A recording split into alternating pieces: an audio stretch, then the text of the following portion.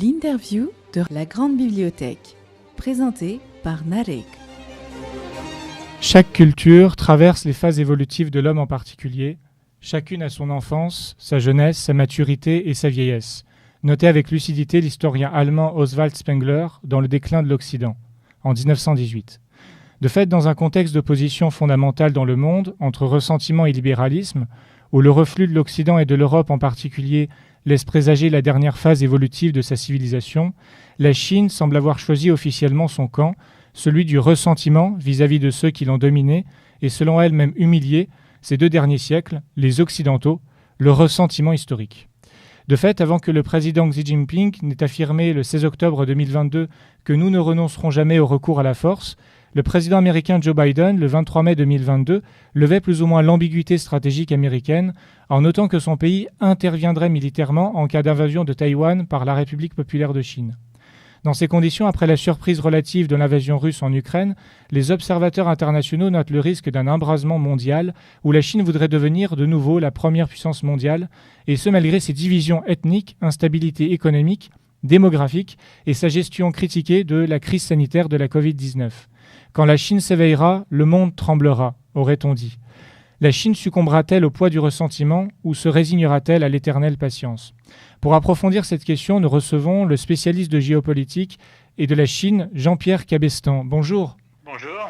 Vous êtes notamment professeur à l'Université Baptiste de Hong Kong, l'auteur de nombreux ouvrages sur la Chine, et notamment l'opposition entre Taïwan et la République populaire de Chine, et spécialiste donc de la Chine contemporaine et de sa géopolitique actuelle. Tout d'abord, vous soutenez que la Chine reste déterminée à éviter le sort de l'URSS et la stabilité reste sa priorité absolue. Comment cela se traduit-il dans la politique militaire vis-à-vis de Taïwan, en particulier face aux tensions croissantes avec les États-Unis ? Écoutez, merci d'abord de m'inviter à parler à vos auditeurs. Je pense que depuis l'arrivée de Xi Jinping au pouvoir, éviter toute remise en cause du système actuel de parti unique, donc la dictature du Parti communiste en Chine continentale, c'est un objectif essentiel du pouvoir, et en particulier Xi Jinping. C'est pas nouveau, ça remonte à 89 et au massacre de Tiananmen. Dès après 89, le Parti communiste chinois a essayé de trouver des recettes justement pour éviter ce qui est arrivé à l'Union soviétique, c'est-à-dire le démantèlement du parti unique, puis après de l'Union soviétique elle-même. D'abord en s'ouvrant sur le monde extérieur, en introduisant des réformes que l'Union soviétique sur le plan économique n'avait jamais introduites. Donc là, c'est quand même une nouveauté, une innovation, si vous voulez, de la part du Parti communiste chinois, mais tout en maintenant d'une main de fer son contrôle sur le politique dans son ensemble. Et donc c'est ça qui en fait perdure depuis 1989.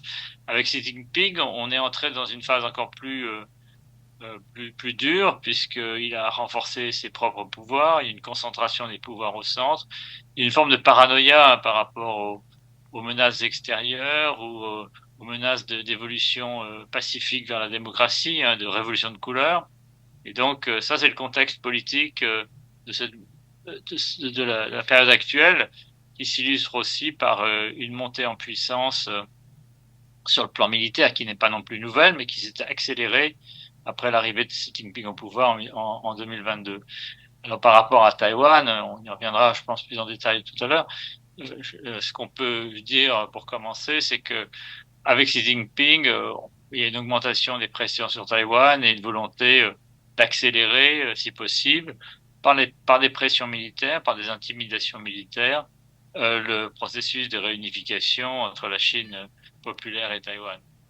Et donc, dans un contexte, comme vous le disiez, de tensions croissantes avec les États-Unis. Et justement, pensez-vous que la stratégie de Xi Jinping concernant Taïwan pourrait précipiter, dans les années qui suivent, un conflit armé ?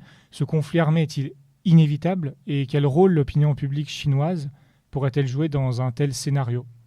La Chine pourrait-elle gagner en définitive ? Oui, je pense que le conflit armé est loin d'être inévitable.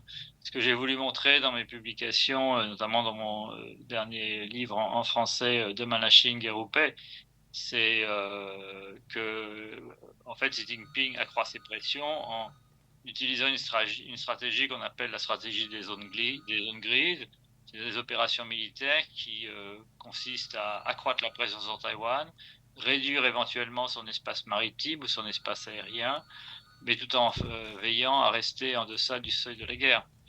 Donc, et cette stratégie de zone grise a été appliquée à d'autres régions, notamment à la mer de Chine du Sud, où je veux dire, elle a été assez, elle a pas simplement bien réussi à affaiblir la position des autres pays, notamment les pays d'Asie Sud-Est, qui revendiquent partie ou totalité des terres émergées de la mer de Chine du Sud. Je pense au Vietnam, à la Malaisie et surtout aux Philippines. Alors pour ce qui concerne Taïwan, cette stratégie des zones grises n'a pas démontré encore son efficacité, on peut dire. Elle est celle que continue de privilégier Xi Jinping tout en s'efforçant à la fois d'isoler autant que faire se peut les autorités actuelles de Taïwan qui sont contre toute forme d'unification avec la Chine, même à long terme. Hein, le Parti démocrate progressiste avec le président de la République de Chine à Taïwan qui s'appelle Lai Ching-te, et en essayant de développer des liens avec les partis d'opposition, notamment le Kuomintang, qui lui est favorable à l'unification à long terme, mais qui reste quand même très très attaché à la souveraineté de Taïwan et à la souveraineté de la République de Chine dans ses frontières actuelles, hein, qui sont Taïwan et quelques îlots qui entourent Taïwan.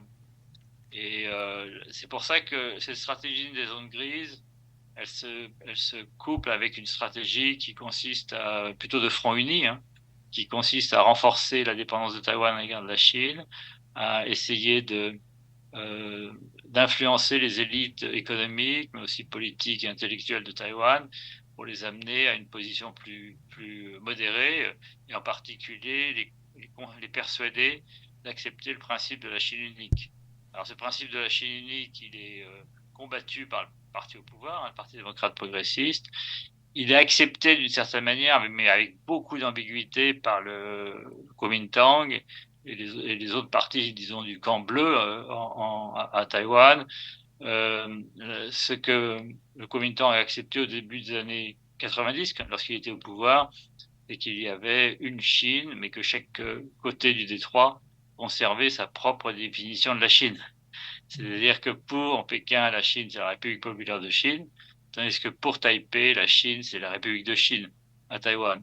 Et donc, même si la République de Chine exerce sa juridiction que sur Taïwan et les îles qui environnent Taïwan, elle garde sur le plan théorique, en tout cas, et légal, conserve sa souveraineté sur l'ensemble de la Chine.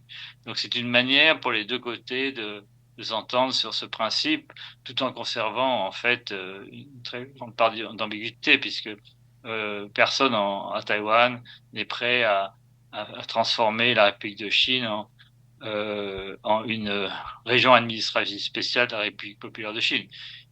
Parce que si elle devenait une telle région administrative spéciale de la République populaire de Chine, en fait, la République de Chine devrait disparaître.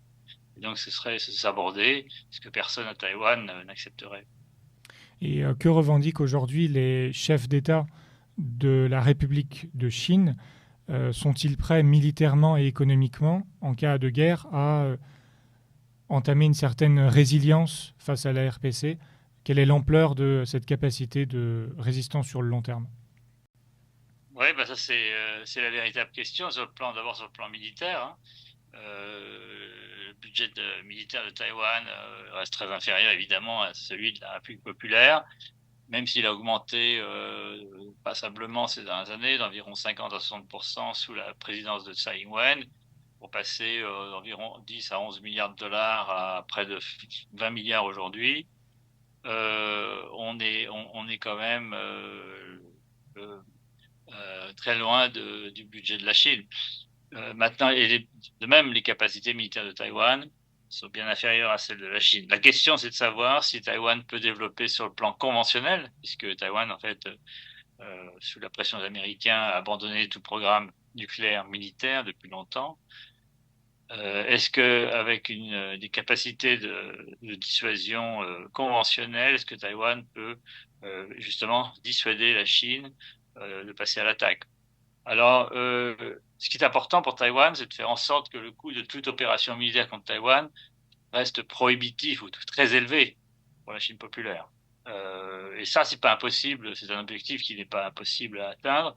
Il faut que les Taïwanais soient quand même très mieux préparés qu'ils le sont à un conflit militaire, que ce soit d'ailleurs une opération de débarquement qui est quand même une opération extrêmement compliquée à mettre en place et que je pense pas que la Chine populaire, que l'armée populaire de libération aujourd'hui ait les moyens de lancer une opération de débarquement du type Normandie en 1944 en Europe.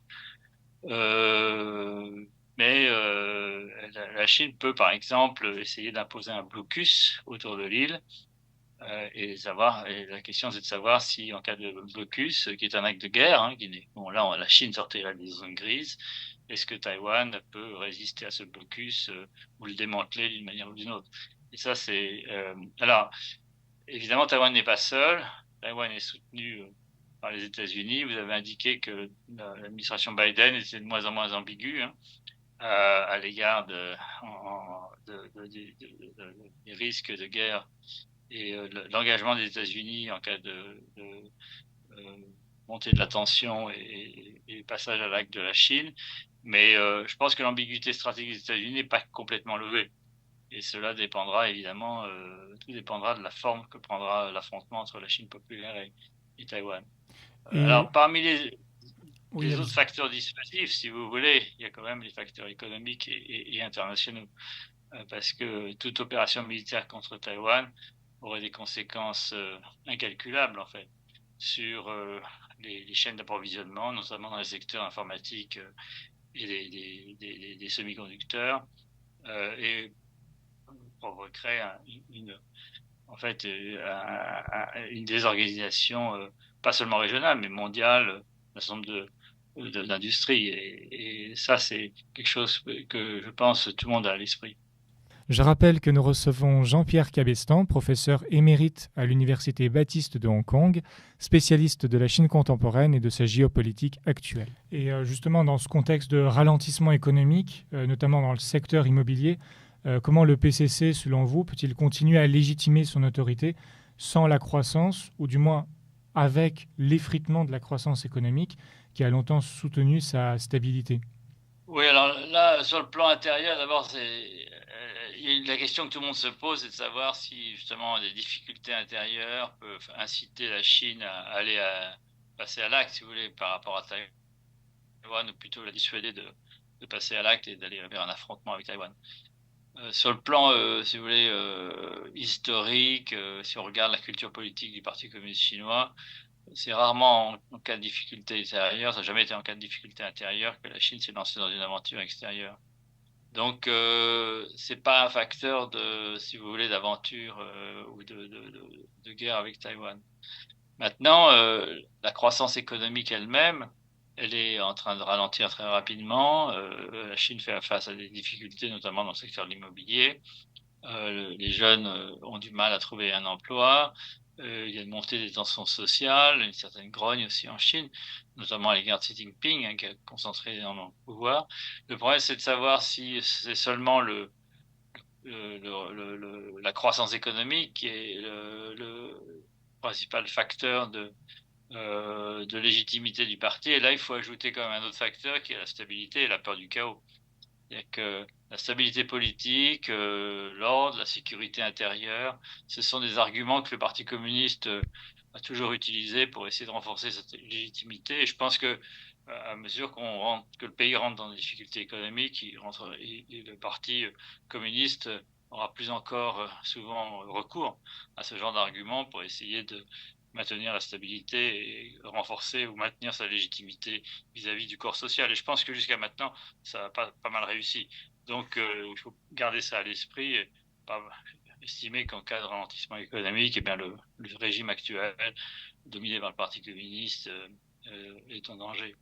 Et justement, dans ce contexte de nouvelles élections américaines, quelle serait la position, selon vous, de Donald Trump s'il est élu? Et la même question pour Kamala Harris. Quel regard, quelle politique étrangère pourrait-il entreprendre face à la Chine, plus agressive ou plus tempérée? Je crois qu'il faut commencer par dire qu'il y a quand même une grande continuité, hein. entre la politique à l'égard de la Chine développée par Trump, avec le lancement d'une guerre économique en 2018, avec l'introduction de droits de douane importants, et la politique chinoise de l'administration Biden. En outre, si vous regardez le Congrès américain, s'il y a un sujet sur lequel les démocrates et les républicains sont d'accord, c'est bien la Chine. La question, c'est d'avoir jusqu'où aller dans les mesures de rétorsion ou de préventive contre la Chine. Et si le facteur Trump n'est pas un facteur d'incertitude, si vous voulez, le facteur personnel, Trump n'est pas un facteur d'incertitude à la fois à l'égard de la Chine, mais aussi de l'Europe et d'autres parties du monde. Et c'est ça quand même, ce sont les deux données qui apparaissent au cours de cette campagne. Comme vous l'avez vu, par exemple, si je donne l'exemple des véhicules électriques, hein, l'administration Biden a augmenté les droits de douane de 100%, et pas fait passer les droits de douane à 100%. Le candidat Trump propose de les faire monter à 200%. Donc, il va plus loin, une espèce de surenchère dans ce domaine. Mais pour beaucoup de questions, je pense qu'il y a quand même un fort consensus. Le problème, c'est Trump lui-même qui a une vision parfois un peu transactionnelle, si vous voulez, des relations avec la Chine, notamment sur les questions de Taïwan. Il a fait des déclarations, notamment en disant que Taïwan n'apportait rien aux États-Unis, qui a introduit une forme de doute sur la solidité de l'appui stratégique américain à Taïwan. Est-ce que ça veut dire qu'il ira jusque-là, jusqu'à, si vous voulez, vendre Taïwan à la Chine pour maintenir une forme de relation stable entre grandes puissances? Je pense pas. Moi, je pense que Trump, une fois arrivé au pouvoir, sera bien obligé de reprendre le flambeau et quand même prendre en considération notamment les alliés américains dans la zone. Je pense au Japon, à la Corée du Sud, aux Philippines, qui sont, à l'Australie notamment, qui sont extrêmement attentifs à l'évolution de la position américaine à l'égard du Pacifique occidental et de l'Indo-Pacifique en général. Donc, je pense que la marge de manœuvre de Trump, s'il est élu, restera relativement étroite. Maintenant, de l'autre côté démocrate, du côté de Kamala Harris, on peut penser, comme si vous voulez, c'est un peu la tradition des démocrates, qui seront plus sensibles aux questions de droits de l'homme, mais jusqu'où ils peuvent aller dans les pressions sur la Chine en matière de droits de l'homme, là aussi, la marge de manœuvre est relativement étroite. Les démocrates n'ont pas l'intention de favoriser un changement de régime en Chine. En tout au moins, c'est ce qu'il déclare. Et donc, la priorité, ce sera de maintenir une forme de stabilité dans la relation et surtout de maintenir autant que faire se peut la communication, une communication intense et à tous les niveaux entre Pékin et Washington. Comme vous avez probablement vu depuis quelques mois, les relations la communication directe entre militaires américains et chinois a été rétablie et c'est un facteur de stabilisation parce que ça permet à l'armée populaire de libération, enfin ses responsables et aux responsables notamment de l'Indo-Pacifique à Honolulu de communiquer de manière beaucoup plus régulière, notamment en cas d'incident en mer de Chine du Sud, dans le delta de Taïwan ou autour du Japon et notamment des îles Senkaku. Et donc voilà ce qu'on peut dire maintenant. Évidemment, l'avenir n'est pas écrit. Allons plus à l'Est désormais, avec l'initiative des nouvelles routes de la soie, confrontée à des critiques croissantes et des dettes insoutenables dans certains pays partenaires, notamment la Grèce ou la Somalie. Comment voyez-vous l'avenir de cette stratégie de soft power ou même de hard power chinois, plutôt une stabilisation ou une intensification et une extension progressive au fil des années? Alors, d'abord, pour ce qui concerne les routes de la soie, je pense que les routes de la soie se rattachent plutôt à un projet de hard power, c'est-à-dire que l'accroissement de l'influence économique chinoise, notamment dans le sud global, ça fait partie des attributs du hard power. Après, ça peut avoir des conséquences en termes de soft power, notamment d'influence culturelle, d'influence idéologique, influence politique. Mais le projet lui-même, c'est un projet hard power, si vous voulez. Après, ce projet, il a évolué quand même depuis 2017-2018. Je pense que la plupart des prêts alloués, notamment à l'Afrique, mais aussi à l'Asie, à l'Amérique latine, ou même au sud de l'Europe, ont été des prêts engagés avant 2017-2018. Et depuis, il y a une espèce de réduction de la voilure. des routes de la soie. Les routes de la soie restent un objectif important, mais moins d'argent a été engagé et peu d'investissements, en fait, ont été réalisés dans le cadre des routes de la soie. C'est surtout des prêts, parfois concessionnels, parfois à taux du marché, qui ont été alloués par la Chine aux pays du Sud. Et le problème pour la Chine aujourd'hui, c'est de récupérer son argent, de récupérer le montant de ses prêts. Et comme vous l'avez indiqué, un certain nombre de pays sont incapables de rembourser ces prêts. Je pense à des pays comme la Zambie, la RDC ou Sri Lanka ou même le Pakistan ont beaucoup de difficultés à rembourser ses prêts. Et donc c'est pour ça que la Chine est moins désireuse de prêter autant qu'avant. Elle a aussi moins d'argent sur le plan intérieur, hein, puisque c'est la principale source de ses prêts, ce sont ses réserves en devises. Hein. Elle a un énorme paquet de réserves en devises, plus de 3300, 3400 milliards de dollars aujourd'hui, mais elle veut les conserver comme un coussin de sécurité. Et donc elle a moins d'argent à allouer aux routes de la soie. Et c'est pour ça que maintenant, ces routes de la soie ont pris une forme un peu différente, avec toujours une enveloppe qui a été annoncée de 50 milliards pour les 3 prochaines années, hein, mais principalement des prêts d'ailleurs, et assez peu d'investissements.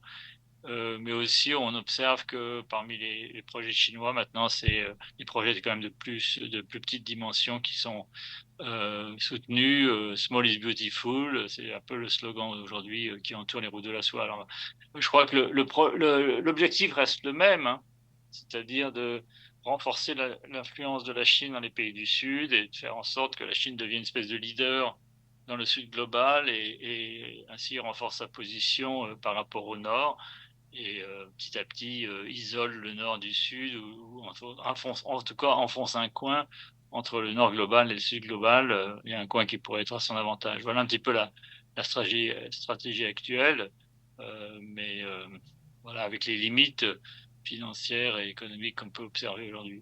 Je rappelle que nous recevons Jean-Pierre Cabestan, professeur émérite à l'Université Baptiste de Hong Kong, spécialiste de la Chine contemporaine et de sa géopolitique actuelle. Et vous avez également donc étudié la manière dont le régime chinois exporte son modèle autoritaire, notamment en Afrique. Mais quel rôle joue la Chine dans le Caucase du Sud et notamment dans cette région du Caucase d'une façon générale?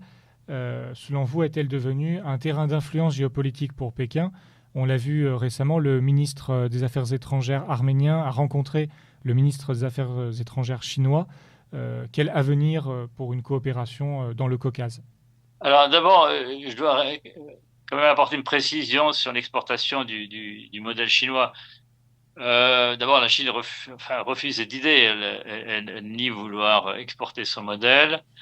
Ce qu'elle exporte, c'est des recettes de développement, notamment sur le plan économique, avec la mise en place de zones économiques spéciales, d'ailleurs qui ne sont pas une invention chinoise, hein, qui sont plutôt une invention japonaise ou coréenne. Et puis avec des projets qu'elle finance elle-même, mais et un rôle de l'État, si vous voulez, plus important dans le développement économique.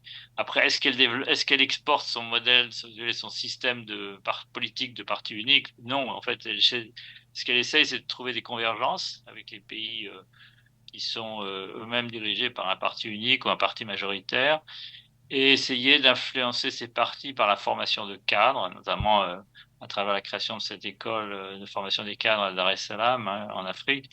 Mais bon, ça s'arrête un peu là. Alors maintenant, pour répondre à vos questions concernant le Caucase, hein, le Caucase du Sud, voilà, d'abord la Chine ne laisse aucune partie du monde indifférente, et puis elle essaie d'être présente partout. Ce que j'observe, c'est que dans tous les pays du monde, maintenant, la Chine a des ambassades importantes et parfois énormes, et que au Caucase du Sud, elle essaye évidemment d'utiliser sa force de frappe économique, sa capacité à exporter, mais aussi à importer et à fournir des prêts, notamment dans le cas des routes de la soie, pour accroître son influence politique et diplomatique. Donc c'est ça.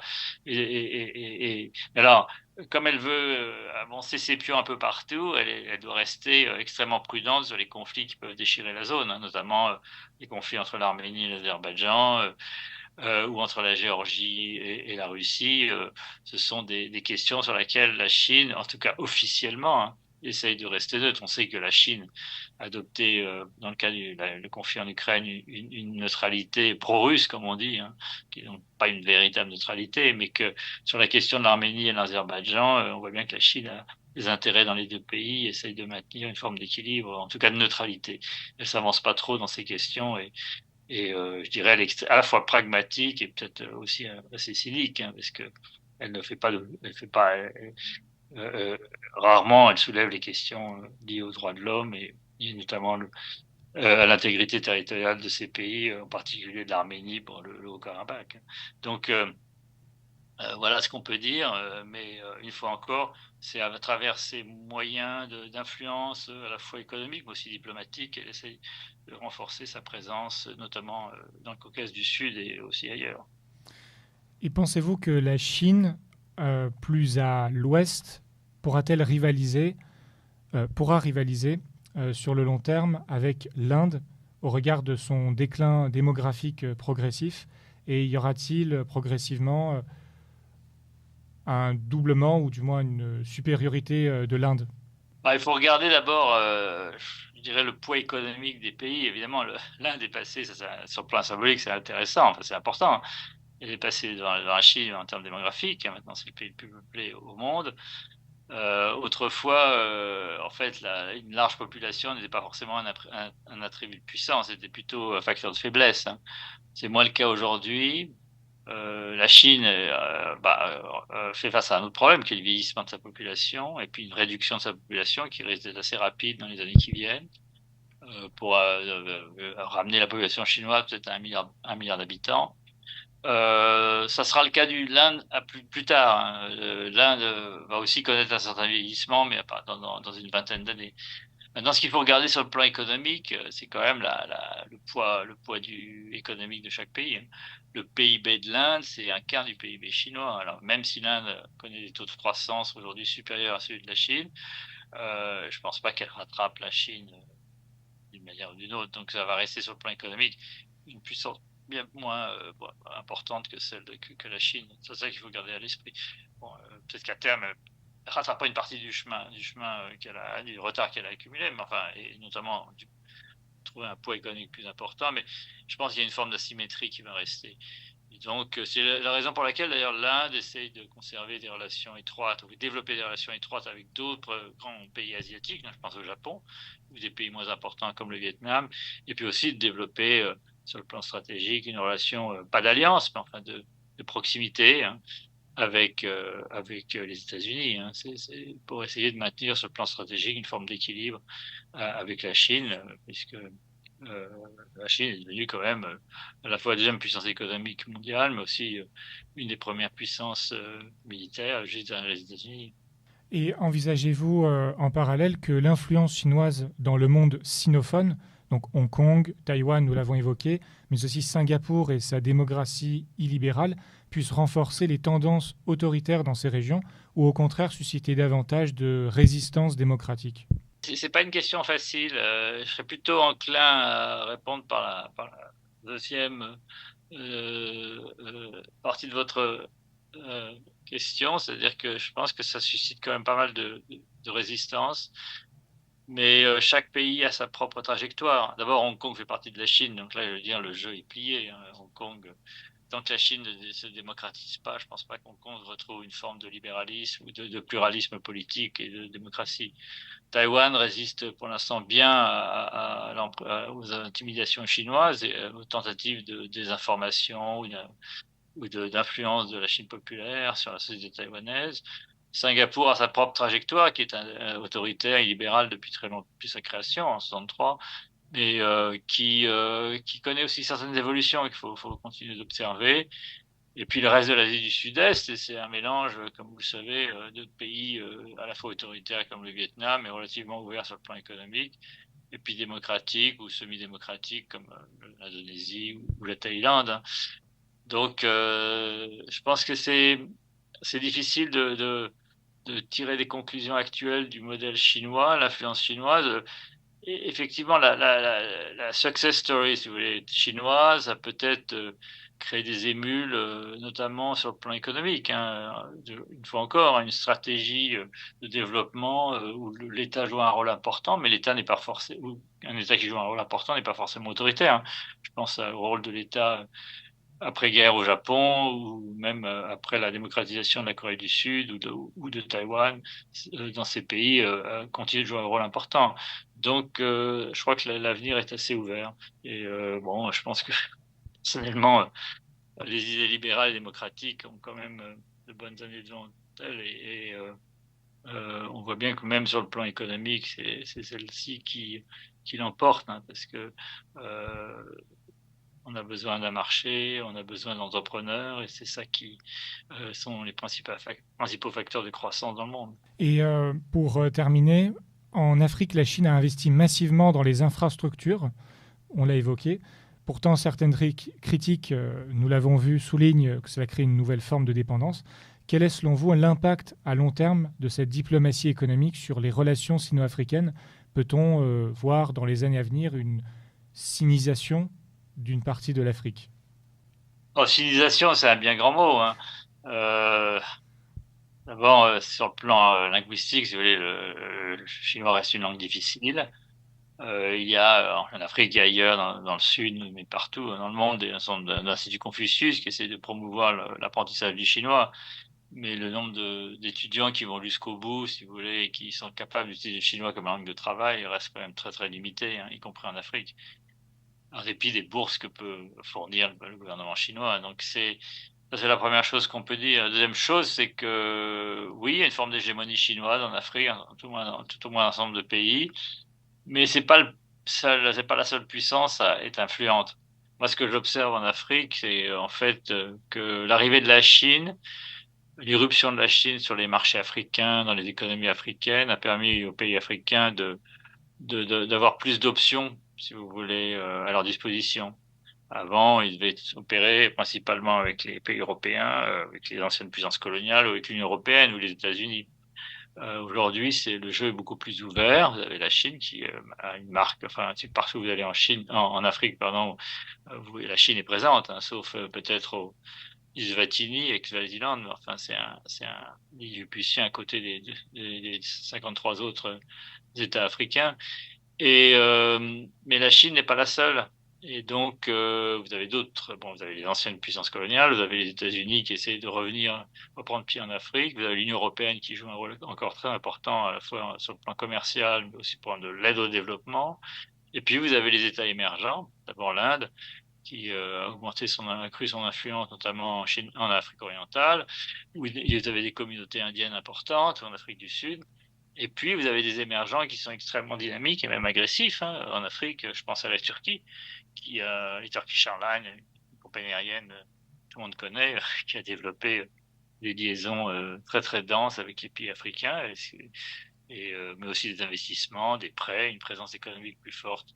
Donc voilà un peu et puis on peut ajouter à cette liste le Brésil ou même des pays africains comme le Maroc, hein, qui ont une certaine influence en Afrique subsaharienne, notamment dans le domaine bancaire et autres. Donc voilà un peu Russie également. Et puis alors sur la Russie, oui, j'avais oublié la Russie qu'on peut évidemment ajouter à la liste, mais avec un rôle assez particulier qui est un rôle de sécurité principalement. Alors, il y a des intérêts économiques, il y a des ventes d'armes russes, mais son influence reste très, très en deçà de l'influence chinoise, sauf peut-être dans les pays du Sahel qui ont décidé de s'appuyer sur la Russie pour leur sécurité ou la République centrafricaine. Mais si vous voulez, ce sont un peu des exceptions par rapport à la règle et qui laissent la Russie quand même assez loin de la Chine en termes d'influence politique et économique.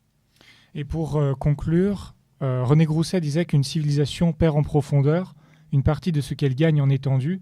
Pensez-vous que la Chine, au regard de ses dernières extensions territoriales, sous Mao Zedong, dans ce sens, peut atteindre cet objectif de 1949, au regard, nous l'avons évoqué, de son ralentissement économique, du déclin démographique et de la multiplication des crises dans le monde qui laisse présager un nouvel ordre du monde politique? Je crois que cette question, elle est multiple, hein, elle est assez compliquée parce que Vous avez d'abord évidemment une remise en cause partielle de l'ordre d'après-guerre de 1945 dominé par les États-Unis et les Européens. Mais les puissances émergentes sont pas toutes à l'unisson avec la Chine. Et même la Chine, est-ce qu'elle veut vraiment véritablement modifier complètement de fond en comble les normes internationales? J'en suis pas sûr. En fait, elle veut les ajuster pour qu'elles servent ses intérêts de manière plus satisfaisante, mais elle n'est pas complètement non plus contre le système onusien. Au contraire, elle y joue un rôle important, hérité de 1945. Ça, c'est la première chose qu'on peut dire. Maintenant, la deuxième chose, c'est que la Chine elle-même est un empire, et que la Chine populaire a hérité des frontières de l'empire mandchou, donc de l'empire qui s'est effondré en 1911, et que c'est un empire multinational, avec des minorités nationales qui ne sont pas très importantes sur le plan démographique, mais qui occupent une vaste partie du territoire, notamment à l'ouest ou au nord-est du pays. Donc ça complique un petit peu ce qu'est être chinois aujourd'hui.